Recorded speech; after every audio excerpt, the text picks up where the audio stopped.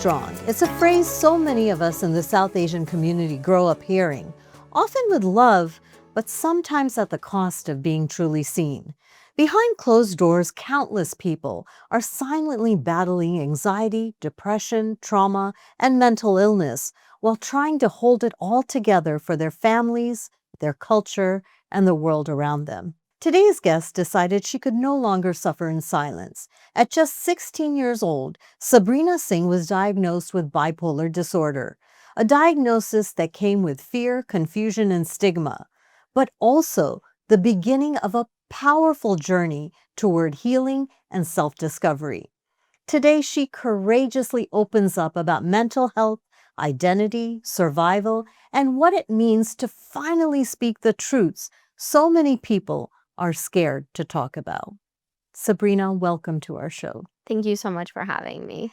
Always a pleasure. This is the third or fourth time I'm talking to you because whenever I talk to you, I am so moved and I'm so enlightened by what you say.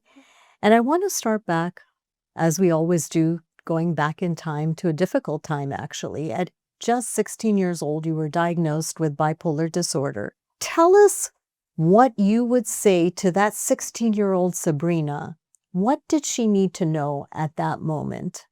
When I think back to who I was then, sometimes I feel almost disconnected because I understand her pain now when at the time, I don't think I was showing her the grace that she actually needed to, one, accept a diagnosis that no one really explained, and two, feel like you're forced to hide it by wearing this mask for the comfort of everyone else. And I think I internalized a lot of that as pain and also a sense of disappointment in who I was. And I wish I could tell her now, or she could know, that one, it's not the end of the world. It's going to be okay.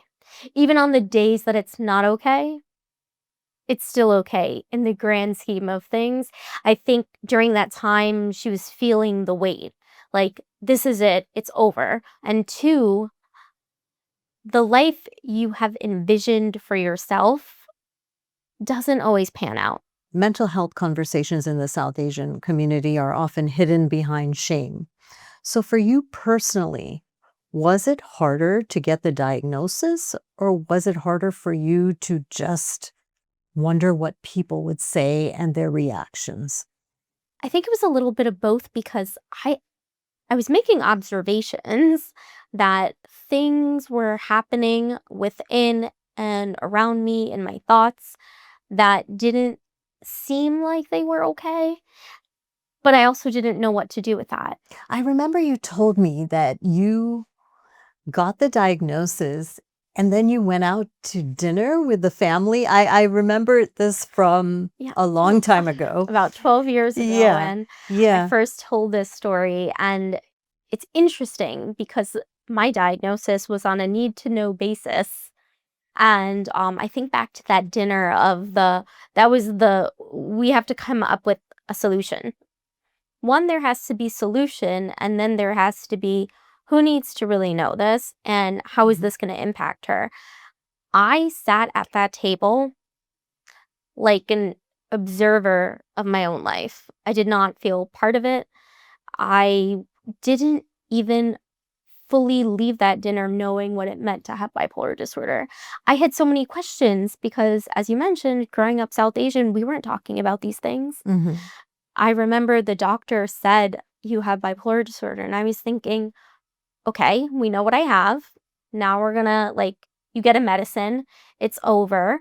And I didn't even think about acceptance. At that moment, I was just thinking treatment, solution, solve. And it was my dad who said to the doctor, when will she be cured? What are the steps that we're gonna take to make her better? And when the psychiatrist says that there is no cure for bipolar disorder and it's a chronic illness you'll live with your whole life, my whole life, 16 years old. Yeah. You can barely think about the courses you're taking in the next half of the I semester. know. And your thoughts and your vision is so short term that I really had no idea what to expect. And I can tell you one thing, I did not expect this.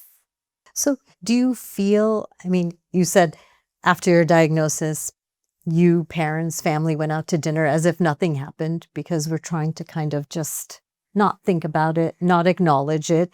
Do you feel often that you are performing just to be normal in front of others? I think I'm the greatest pretender you'll ever meet Mhm. because I was taught from a young age indirectly Mhm. that if I pretended and acted and wore this mask of the person they wanted me to be, that presented well in school, to family, to friends, then I would just be enough to get by. So, were you told that? I don't think it was a direct conversation, like, you should pretend, but It you was hear implied. right, like, fake Everyone's it till coming you make over, so yes, try to have a good time. yes. Put on Right? something nice. Yeah. If all the nice clothes in the world could cure bipolar disorder, I would have run for it. And I think there was a time I really thought that was true, though. Mhm. Like, if you present a certain way, then you don't look it. When I think of that now, I'm just like, what does bipolar disorder actually look like? Mhm. What does mental illness look like on a whole? That's stigma. What are some dark moments that you have gone through that ultimately led you to healing? Well, I lost my sister. Um, that will always be the greatest loss of my life. And I learned so much in that process of grief and mourning. One that I'm still very much in because I'm not sure if that ever goes away, but maybe it changes. And that was a major catalyst actually in my life because it was only soon after her passing, when she was murdered, that I attempted suicide for the first time. I just nothing was making sense. And I thought I had this quasi relationship with God. Like, okay, I'm here. Why is she not here when so many times I didn't want to be here? Hmm. And I think an that was really like an epiphany moment for me because not only I attempted, the ambulance came, like the whole experience was very traumatic, and I think I scared myself for the first time. Mhm. Eh, And was it in that time that you realized that you need to get help? oh, yes. Definitely, I was not being honest with myself of how I was feeling. I'm sure I wasn't being honest with my providers, and I think I was just faking it till you make it until there's always a breaking point. And for me, that I came home for the summer and I'm just there. That was my breaking point, and, How did you tell your parents that you need help, or was it them who realized that well, I something? think in that moment when the ambulance and the police are rushing into your Yeah. home, that it's eye-opening, Mhm. and I think it gave them greater insight into my pretend game. That when Sabrina says she's fine, that doesn't mean she's fine. I can say anything to convince anyone, but that doesn't always mean that's what's happening on the inside. And it's really important for parents, family members, and partners and friends to pay key note to the behaviors. Mhm. We can say anything, but the actions, that's harder to hide, the slight things. And I think over time, when you really know someone, you know their tells. And we should be looking out for that with our Most loved ones. definitely. Mhm. Your journey, I mean, I talked to you when you were first diagnosed, and I've been talking to you throughout your journey. What has healing looked like for you, and at what point are you now? So 12 years ago when we spoke, that was my coming out moment. I had no intention of ever telling anyone that I had bipolar disorder. And the way that situation had, like, very organically manifested Mhm. made me feel like maybe this is time. I know when I say certain things, it might come off as resilient, but I'm saying them out loud, not only for other people to hear, but for myself. Mhm. And there are a lot of things that when I look back now, like, I said that? Oh, I should have taken my own advice. So this advocacy journey has empowered me in ways I never ever thought imaginable, and I'm very, very grateful for all the opportunities that I've had to share my story on the many platforms. Absolutely, and we are grateful for that as well, and so many out there are. How, Sabrina, do you separate your identity from your diagnosis? Because bipolar is something that you are dealing with, but it's not who you are. It's not who I am, and it doesn't define me Right. in the least bit. Mhm. However, living this journey with bipolar disorder, I've had very unique lived experiences that truly mold you into the person you are and you're becoming. And I think that's transformative. Mhm. What I will say is that I don't love all the things that living with bipolar disorder has put me through, but I'm so proud and grateful for the person it made me become. And now you are speaking up even more. You are starting your own podcast. And I just want to know how you got the courage to do this, why you decided to do this, and how you're going to go about it and what you think it'll mean to people. If you had asked me 12 years ago when we sat down together for the first time Mhm. about sharing my story in video format and something weekly and being so candid in the way that this has ended up manifesting, I would have never believed you, because I think that I didn't realize the role that advocacy can play in your life, but more so the power that there is in sharing our stories. From the Safe Space with Subrina Singh talks a lot about my journey with bipolar disorder, my journey with grief, getting through school, mental health issues, a lot of what I tried that didn't work, what I've tried that I'll always stick to, and I know it's my go-to coping skill, but also I'm very much in it. Mhm. So healing and I mean, it's your advocacy, journey. yeah, it's not linear. Right. I've been running a peer-to-peer support group for years now, and I take so much back, just not only with what I say, but with others. And I truly believe that everything begins with conversation.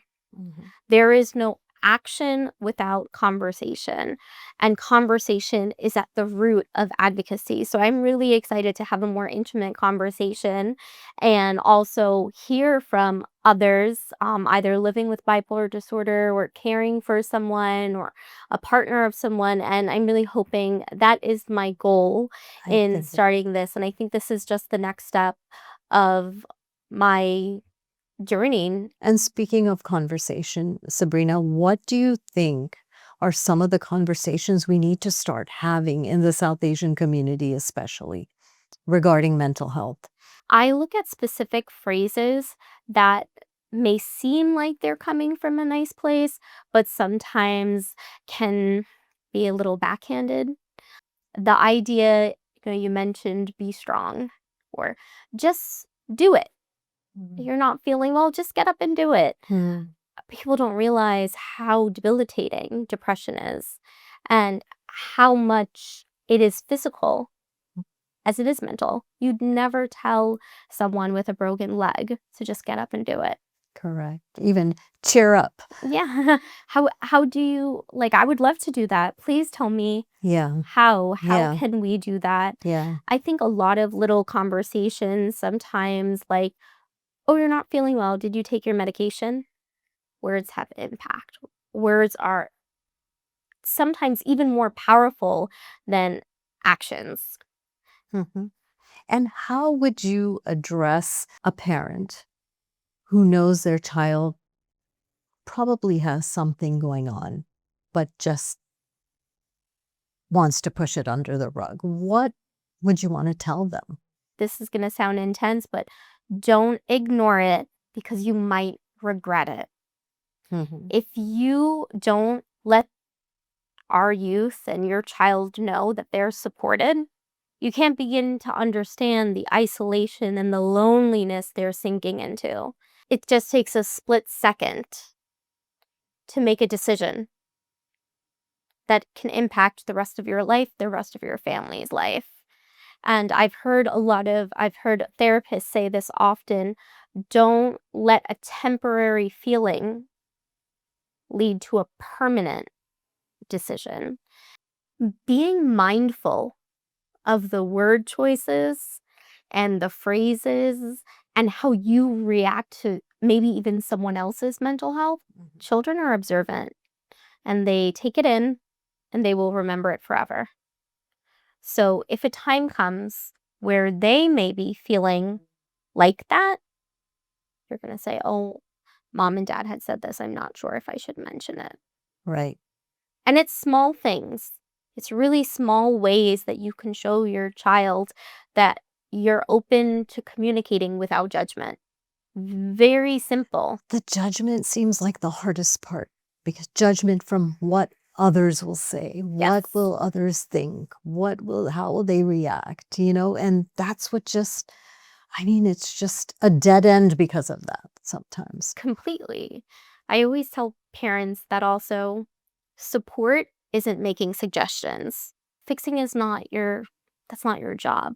Right. Support, love, and compassion, that's what you're leading with.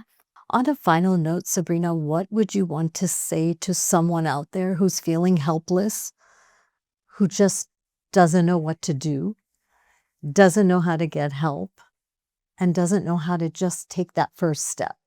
I will not lie to you and say it's going to be easy. It's not. It's not going to be easy, but there will be small moments that make it worth it. And when you think about what you're fighting for your life, for your being, for your serenity, for your sanity, you deserve it all. And I know it doesn't feel like that now. I can tell you it's going to get better, but I know having been there that it's hard to listen to that. And we appreciate the honesty because you have to know what to expect. Yes. In order to take that first step. But you'll get there. Always, always. And I think sometimes it doesn't even have to be in a traditional way of like, Mom, can I see a therapist? Right. It can be like something at school, guidance counselors, social workers, psychologists. There's a whole support system Right. in majority of public schools today. Even just confiding in one person. A teacher. Yeah. And I can list many teachers that have completely changed my life. And they just provided a listening ear. So there's always someone. Find your someone. And if you're scared, write it down. Write it down, whether that's writing or poetry or drawing or songwriting. Find an outlet. You need the release. And tell us again, your podcast will be, I'm sure, addressing all of what we talked about today. Yeah. So From the Safe Space with me, Subrina Singh, has launched on Instagram. I'm starting this by doing a weekly series. So every Tuesday on Instagram, a new episode will be released. It's about 6 to 8 minutes. It's pretty direct and just talks all things mental health. There is no judgment and nothing is off the table. So that means we are getting into the things that make us most uncomfortable. And I encourage that. I'm a big, big believer that if you want to see change, you need to push through the discomfort. I want to talk about all the things that they told me not to talk about.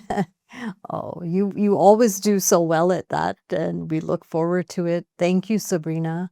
You I know I've talked to you several times, and I will continue to talk to you because following your journey for me has been so enlightening in so many ways.